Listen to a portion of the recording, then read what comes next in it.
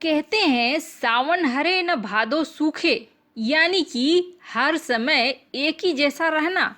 ऐसा कोई दिन नहीं बीतता है जिसमें पाकिस्तान के पतन की कोई खबर न हो।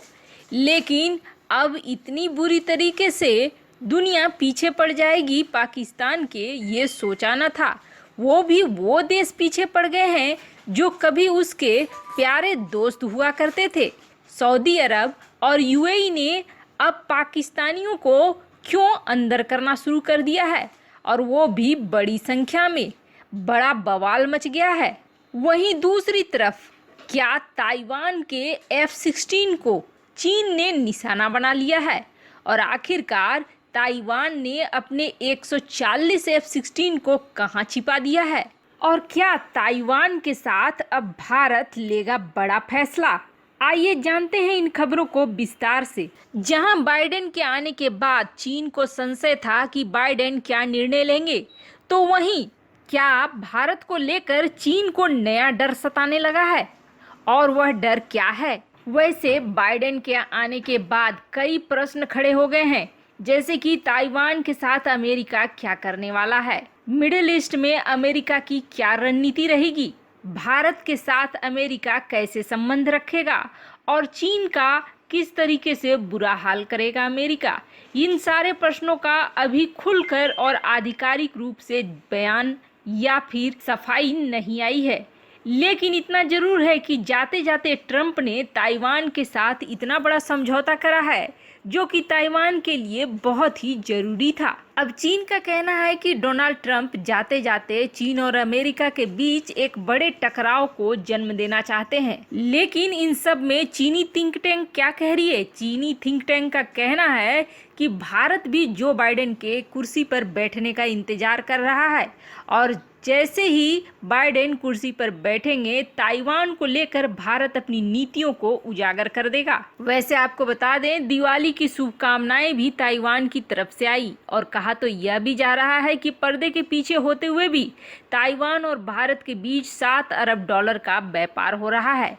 ये व्यापार अब आगे बढ़कर द्विपक्षीय रूप में $20 अरब के व्यापार में बदल जाएगा, ऐसा मानना है चीन के थिंक टैंक का। चीन के जानकारों के मुताबिक भारत और ताइवान में जिस तरह से रिश्ते मजबूत हो रहे हैं और जिस तरह से ये दोनों नजदीक आ रहे हैं, इसको रोकना बड़ा ही मुश्किल है। वैसे ताइवान की तरफ से एक और बड़ी खबर आ रही है, और वह खबर आ रही है उसके F-16 विमान को लेकर।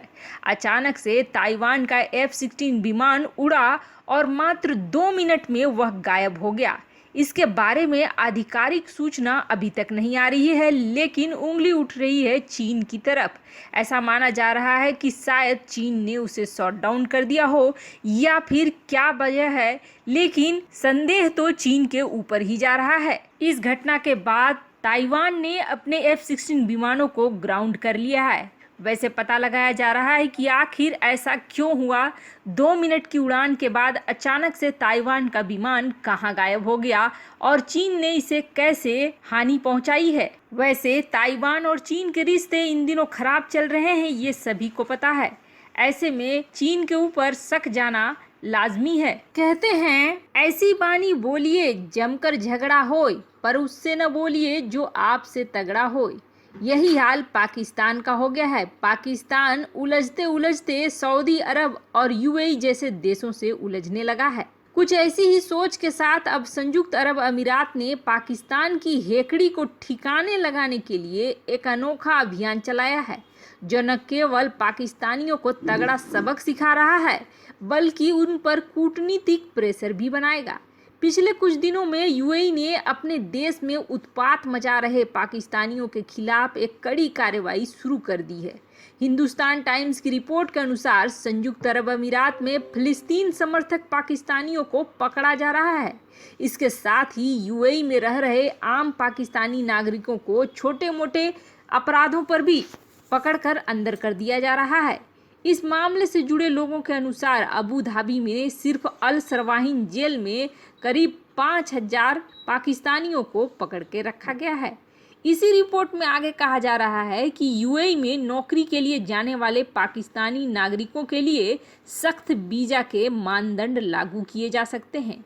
साथ ही पाकिस्तानियों को रेजिडेंट परमिट को रिन्यू कराने में बहुत ही मुश्किल हो रही है और इसकी वजह से उनको अब यह डर सता रहा है कि कहीं उन्हें वापस डिपोर्ट न कर दिया जाए। हालांकि अगर आधिकारिक तौर पर सोचेंगे तो यूएई ने इस तरह का कोई भी आदेश नहीं दिया है। लेकिन सिर्फ यही कारण नहीं है जो यूएई पाकिस्तान के खिलाफ इतना गुस्से में भरा पड़ा है, बल्कि इसके पीछे एक कूटनीतिक रूप से अहम कारण भी है। दरअसल अभी कुछ ही महीनों पहले यूएई ने एक ऐतिहासिक निर्णय में इजराइल के साथ शांति समझौता किया था और वह ऐसा कुछ भी नहीं चाहता था जिससे इस नए संबंध में दरार आए। फिलिस्तीन के साथ इजराइल की काफ़ी लंबी लड़ाई चली है और जिस तरह से पाकिस्तान फिलिस्तीन के समर्थन के नाम पर फिलिस्तीन में उग्रवाद को भड़काता रहता है, वो यूएई के लिए काफ़ी चिंता की बात है। इसलिए यूएई अपनी वर्तमान कार्रवाई से पाकिस्तान को एक संदेश भेजना चाहता है, या तो फिलिस्तीन पर अपना रुख बदलो और नहीं तो अपने रुख पर अड़े रहने का दुष्परिणाम भुगतो। इसकी ओर से अप्रत्यक्ष रूप से पाकिस्तानी प्रधानमंत्री इमरान खान ने भी अपने एक इंटरव्यू में इस तरफ इशारा किया था। उनका कहना था कि अब इस्लामाबाद को इजराइल को मान्यता देने के लिए कहा जा रहा है, जिसे उनकी सरकार ने अभी खारिज कर दिया है। इजराइल का अमेरिका में एक मजबूत प्रभाव है, लेकिन जब उनसे पूछा गया कि आखिर कौन है जो इस्लामाबाद पर, जो पाकिस्तान पर इजराइल को मान्यता देने के लिए दबाव बना रहा है, तो इमरान खान ने वो नाम नहीं लिया। उन्होंने कहा कि वह नाम नहीं बता सकते हैं क्योंकि उन देशों के साथ पाकिस्तान के अच्छे संबंध हैं। लेकिन जिस प्रकार से खाड़ी देश की ओर से पाकिस्तान के नागरिकों पर कार्रवाई हो रही है, उससे यह अंदाज़ा लगाना गलत नहीं होगा कि कौन से देश हैं जो पाकिस्तान पर फिलिस्तीन का साथ छोड़ने के लिए दबाव बना रहे हैं। सच कहें तो यूएई ने अपने अभी के निर्णय से एक ही तीर से दो शिकार किए हैं। एक तो उन्होंने अपने देश में पाकिस्तान द्वारा बढ़ावा दिए जाने वाले उग्रवाद को लगाम लगाने के लिए एक बड़ा कदम उठा लिया है, तो वहीं दूसरी ओर पाकिस्तान को साफ संदेश भी दे दिया है, या तो हमारी बात मानो नहीं तो गड्ढे में जाने की तैयारी कर लो। यही काम यूएई कर रहा है। हालांकि इस वक्त पाकिस्तान की औकात भी इससे ज़्यादा नहीं है और वह चाह कर भी कुछ नहीं कर सकता है। वैसे आपको क्या लगता है, यूएई ने जिस तरीके से पाकिस्तानी नागरिकों पर कदम उठाना शुरू कर दिया है, क्या यह ज़रूरी है? कमेंट कर अपनी राय ज़रूर बताएं। जल्द मिलते हैं अगले वीडियो में नई खबर के साथ।